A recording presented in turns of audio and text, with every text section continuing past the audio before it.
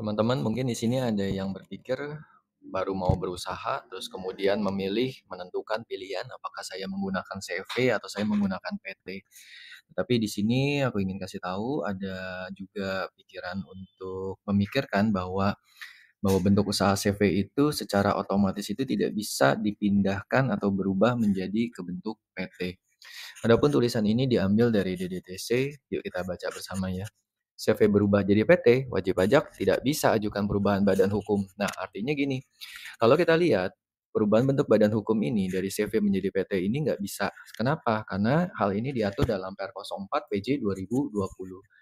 Di bagian mana? Nah, kalau kita lihat di dalam Per 04-nya, ini ada di bagian pasal 13 ayat 2 huruf 1. Ya, pasal 13 ayat 2 sebentar, 13 ayat 2. Nah, ini nih. Sorry, di huruf C ya, di angka 1. Untuk wajib pajak badan, di sini kita lihat termasuk dalam perubahan data itu, khusus untuk wajib pajak badan, adalah kalau kita lihat di nomor 1, perubahan identitas wajib pajak yang tidak mengubah bentuk badan hukum.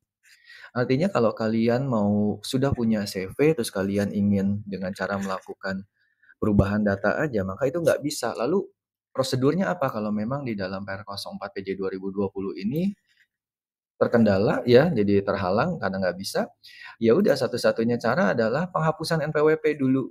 Nah ini jadi prosedurnya 2 kali gitu.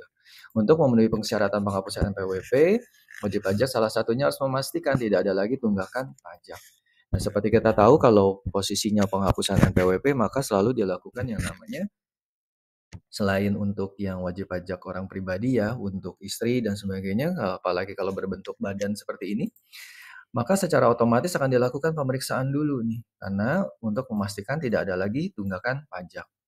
Nah, lalu setelah dihapuskan, maka secara otomatis kita juga harus lakukan pendaftaran ulang kembali ya ke notaris, kita bentuk kembali PT baru gitu ya, bentuk usaha baru berbentuk PT, kemudian jalankan semua prosedur itu, kemudian terdaftar kembali, baru bisa digunakanlah PT itu. Artinya PT itu berbeda dengan CV-nya. Jadi seakan-akan tidak ada sangkut pautnya gitu ya, karena NPWP-nya dihapus, baru daftar baru.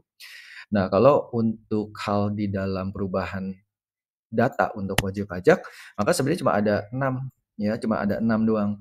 Jadi yang pertama perubahan identitas wajib pajak yang tidak mengubah bentuk badan hukum yang tadi ya. Yang kedua perubahan alamat, tempat kedudukan atau tempat kegiatan usaha wajib pajak dalam wilayah KPP yang sama.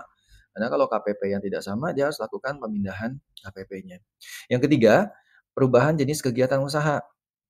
Yang tadinya usahanya A bisa berubah menjadi ke B. Yang tadinya usahanya restoran mungkin tiba-tiba berubah menjadi industri makanan. Terus yang keempat, struktur modal atau kepemilikan wajib pajak badan sekali lagi yang tidak mengubah bentuk badan hukum.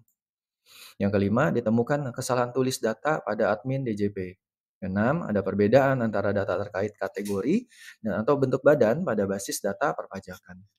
Permohonan data diajukan secara elektronik ataupun tertulis perlu dilampiri dengan dokumen pendukung yang menunjukkan adanya perubahan data tersebut. Salah satunya dokumen elektronik yang menunjukkan adanya perubahan data wajib pajak. Kalau teman-teman merubah, contohnya aja kalau teman-teman merubah jenis kegiatan usaha, maka buktikan dengan perubahan itu dengan dokumen pendukungnya, misalnya contohnya NIB dan sebagainya. Kemudian, Kepala KPP juga bisa melakukan perubahan data secara jabatan.